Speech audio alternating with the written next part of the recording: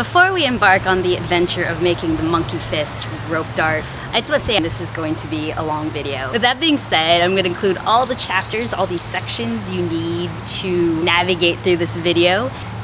And on to the video. What we're going to focus on creating is the chain links. This step you can honestly skip.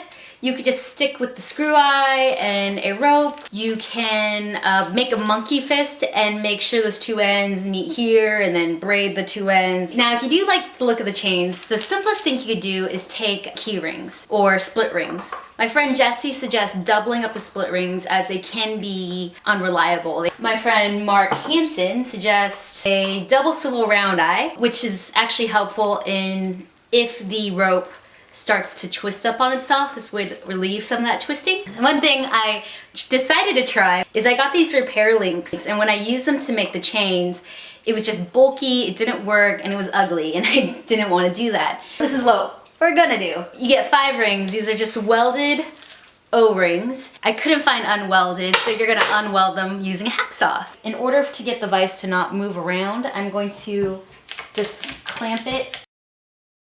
I'm going to place the welded part of the O-ring right side up. Next step, take your hacksaw, hold onto the clamp with one hand. If you try to hold this, I mean, you'll cut yourself. It's freaky. Just wait for it to dig in, and then I just go to town.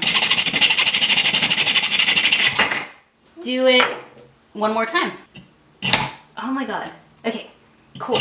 No. Okay, there you go. What I'd like to do is place the cut end on one side. You want to take needle nose pliers that have no teeth, because then it just scratches up the O-ring. Grab the entire vise with one hand, and then I'm just going to turn it this way and open it. There you go. Open up the second O-ring to assemble this. So put 3 rings on your jump ring, and when you're closing a jump ring, you want to wiggle it until you hear the two ends brushing together.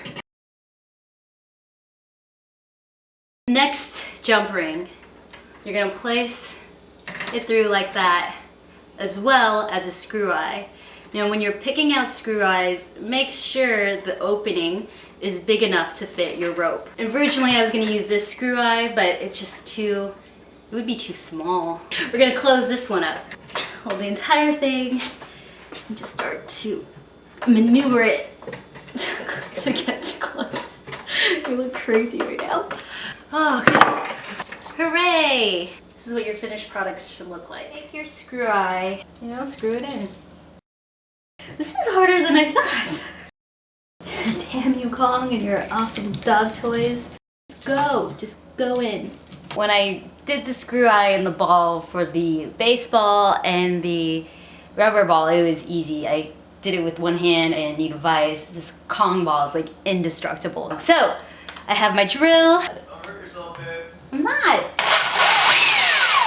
Whoops. Does it look like it's going in? You see? It's at least started, and they probably want to see your pretty hands, not mine. Oh God, I don't care. I don't know if you started it. It's starting.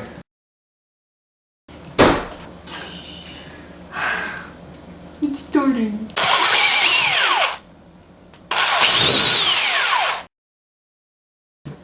Oh.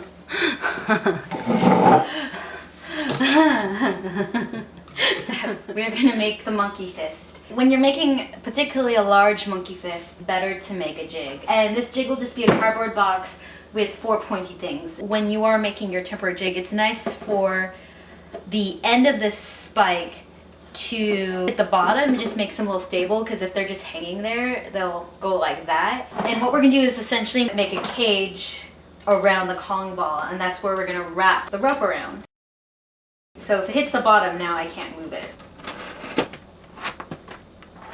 I'm just gonna clamp the box to the top of the table.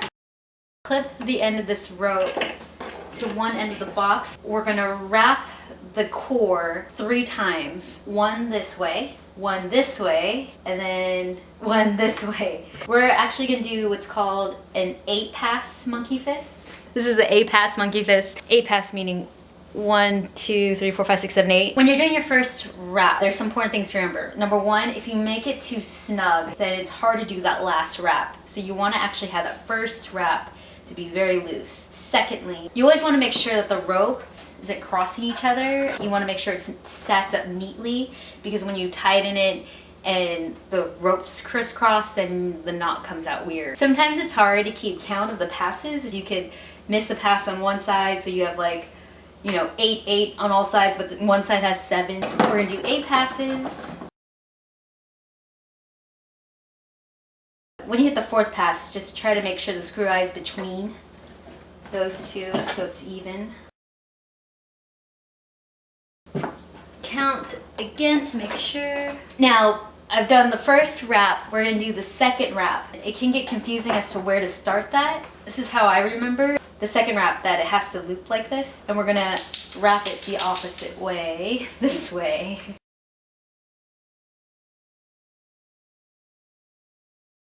We're on the 4th pass of the second wrap. It'd be the exact middle of our knot. And we're gonna thread it through the screw eye.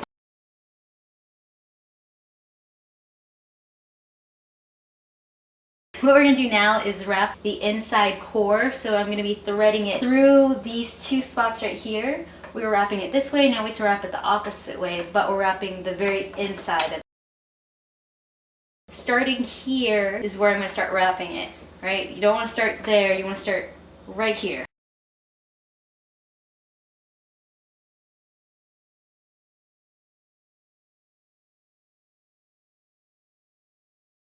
When I did my first monkey fist, I tightened it once and I thought it was done, but it wasn't. You actually have to tighten it about 3 times. Just start tightening it one by one. You don't do it all at once. You just start at one end and then go from there.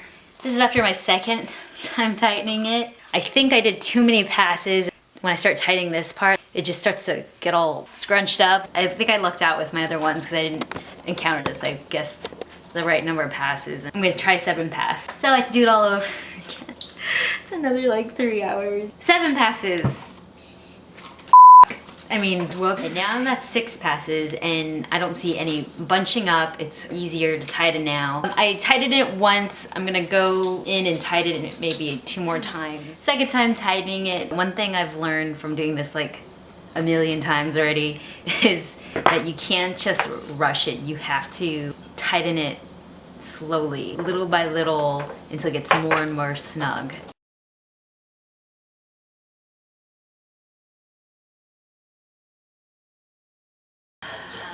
What I'm gonna do is cut off these ends and then singe it off. I think about a 1/4 inch. There you go. Till it stops smoking, and then I'm just gonna hammer it.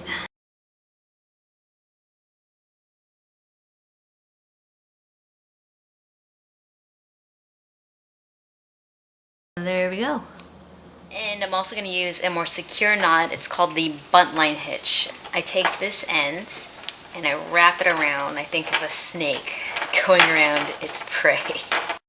And then this end is going to go underneath that end.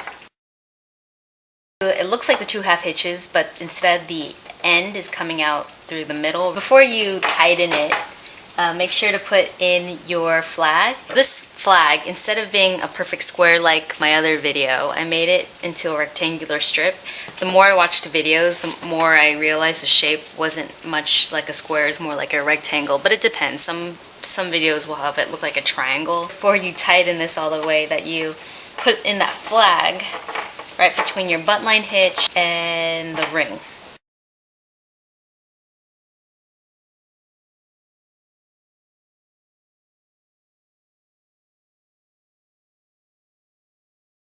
It's beautiful. The next step is to figure out how long your rope should be, your arm span, plus to how long it should be when it hovers above the ground. The knot's going to be right here. I'm going to place this binder clip, just so I know that I'm going to make my hand loop right up here. For the hand loop, we're going to make a bowline knot. Think of the letter B, lowercase b, bowline, B for bowline. Now imagine that this is the hole and that this is the tree. The poem, to remember the bowline knot, goes like this. The rabbit goes up the hole, round the tree, down the hole, and off goes he. Isn't that cute? You're going to tighten it until the hand loop is to your desired preference. So I have everything tightened. For the love of God, do not cut the wrong end of the rope. That's why I left this binder clip here, just so I don't do anything stupid.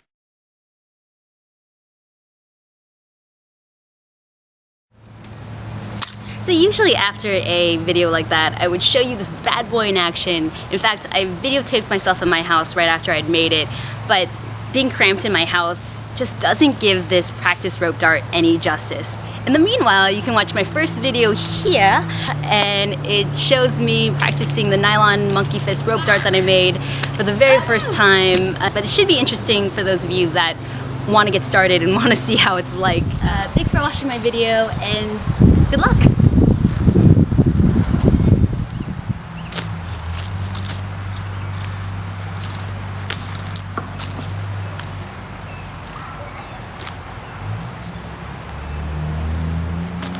So I don't know how long I practiced that, maybe for like 5 minutes, but oh my god, this delt is just like getting sore. And 1, 2, 3, 4. Ow, really?